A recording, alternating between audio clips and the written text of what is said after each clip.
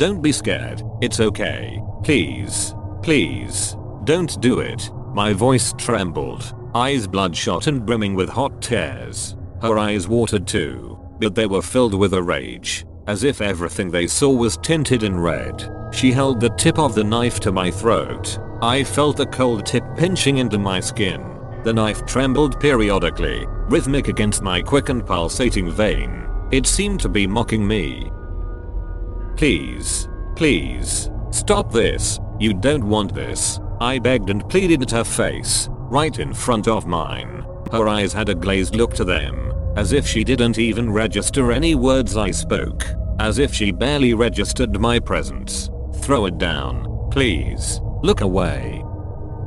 Her face held a stone-cold expression, a sheen of sweat across her forehead. I could see the lines trembling ever so softly. I've known her for years. How could she do this to me? I've been there for her for everything.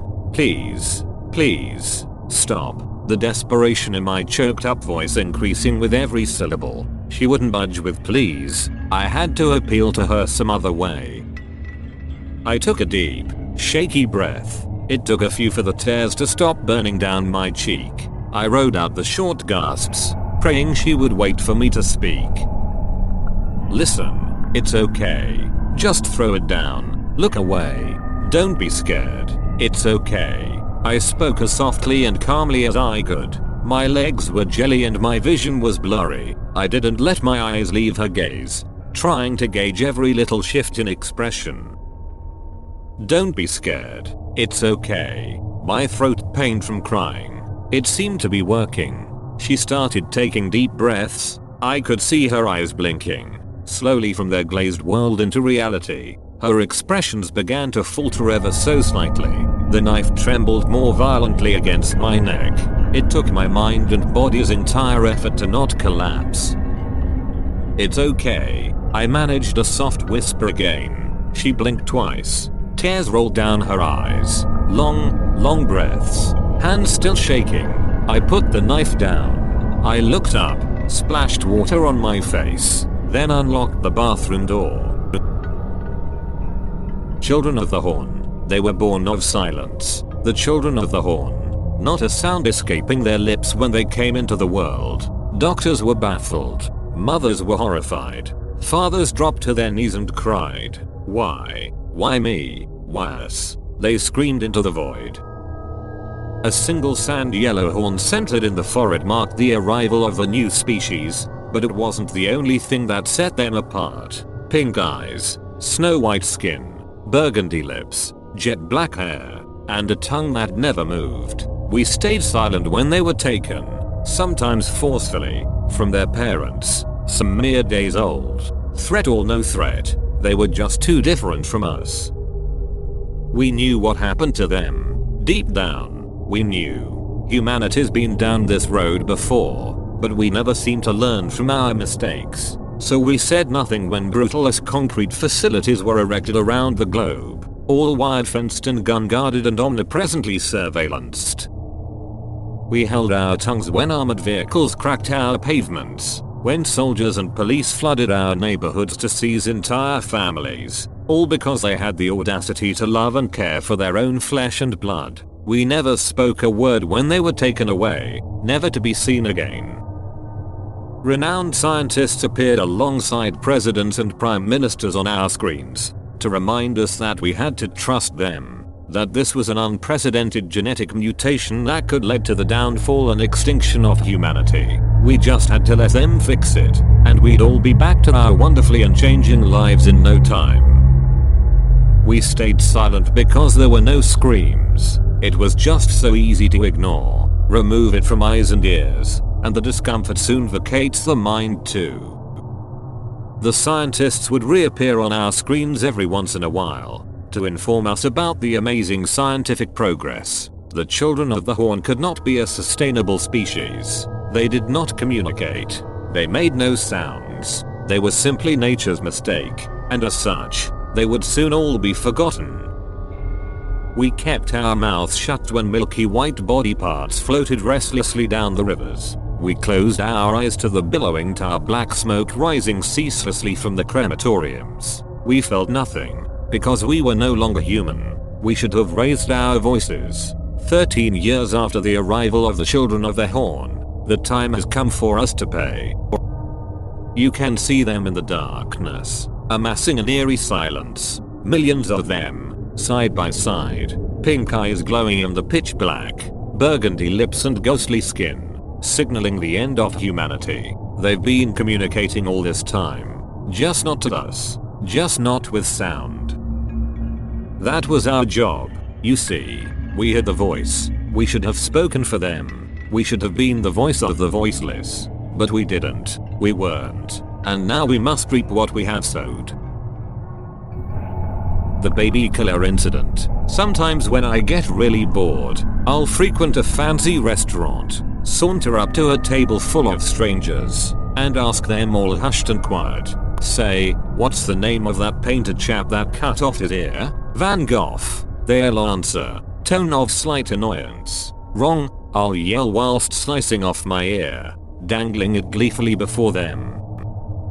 Oh yeah, I forgot to mention, I'm a painter. The joke wouldn't really work if I weren't. Would be fucking stupid. I've only pulled it off twice though, on account that I only ever had 2 of the fucking things. Where was I going with this? Right, the incident. I'm not sure you've caught on yet, but I'm not fucking right in the head. I guess my mom accidentally kicked me down the stairs one too many times as a baby or something. In essence, this means I don't get my DOSE like you normal folk do. I need extreme stimulants to get all juiced up with the good stuff. Dopamine, oxytocin, serotonin, endorphins. No, not drugs. Weird fucking shit. Shit you wouldn't believe. You know about the dark web. Fuck me. In your line of work I bet you're a leading expert. Dark shit gets my brain spraying the stuff like a fucking geezer. Like cutting off my ears. So I frequent these secret societies, underground clubs, sub-underground clubs, fucking subterranean cave system clubs. They have it all, you know. Snuff, kinky sex shit, murder parties, you fucking name it. And that's where I met the baby killer. I'm not saying he actually kills babies. He just had that face. Like you just sort of knew that this guy gets up in the morning and slaughters babies for fun. You know? No? Really? In this place? Well, I guess you can't really see that good through this thing. He comes up to me, and he says, "Hey Tilly, that's my name. I hear you like fucked up shit." I say, "Yeah, what of it?" "Come with me, I'll fucking show you." So I follow him into this dungeon, and he pulls open a steel door, and I just fall flat on my ass when I see it. They got her all chained up, arms to the ceiling, and the fucking smell is like a perpetually sunlit mass grave, only so much worse. I say her, but they're androgynous, aren't they? The wings were massive, like a small fucking plane, and I guess they used to be white. Weren't anymore though. They picked them clean, ripped the feathers right out. They flogged her, cut her, carved her, sliced her, stuck out her eyes, but she just kept coming back, kept regenerating. It's the most fucked up thing I ever saw, and my DOSE overflowed. Why am I telling you this? Isn't it obvious? I'm doing us both a solid here. I get to confess, and in return I solidify your faith. Angels are real, Father, and they taste fucking amazing. A letter to my husband. I still vividly remember the night that we met. The handsome angle of your jawline. The glimmer in your dark eyes when you smiled. The way you laughed at my clumsy jokes despite my obvious nervousness. I couldn't believe that someone so breathtaking would be drawn to me. I know it likely sounds cliche, but before we began dating I never knew it was possible for a person to feel such overpowering happiness.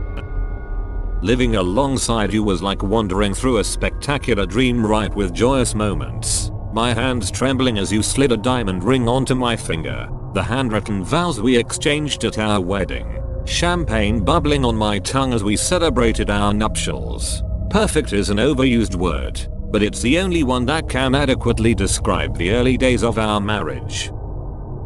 Then you changed. In the beginning I made excuses for you. You worked long hours and were often tired. So what if you sometimes called me cruel names? Or angrily tossed the dinner I'd spent hours preparing into the garbage can? Or became livid if I talked to my mother on the phone for more than 2 minutes?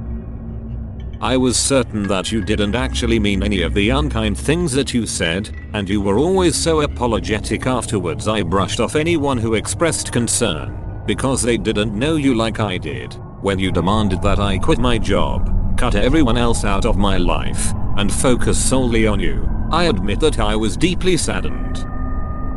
Still, I complied. I just didn't want to make you mad again. Moving abruptly without even telling my mother to a faraway rural place where I didn't know anyone and no one knew I existed cracked my heart in half. The first time your fist connected with my mouth and I tasted my own blood, you said you were sorry. Eventually you stopped apologizing. I tried my damnedest to keep you from becoming furious, but all my frightened, tear-soaked efforts were never enough. Eggshells shattered beneath my stumbling feet. Life decayed into ugliness and pain where there had once been beauty and hope. When I finally summoned enough courage to leave, I didn't get far before you found me. You promised that if I ever tried to flee again, you wouldn't simply kill me. You'd violently murder my mother and force me to watch. I knew you weren't lying. That's why I put the drugs in your morning coffee. That's why you woke up chained inside this tiny windowless, padlocked room, with only a dying flashlight and my letter to keep you company. That's why you'll stay there until I grow bored of jamming food trays through the thin gap at the bottom of the door and starvation withers you away into nothing. Don't bother screaming, my love. No one else is going to hear you. There's only you and me, just like you wanted. Till death do us part. The video has ended, and I'm sure you regret it. If you liked it, with your friends shall you spread it? Give me karma, give me credit. But if I'm wrong, and you just hate it, keep your calm, and just forget it. See you soon. Oh yes, spread it.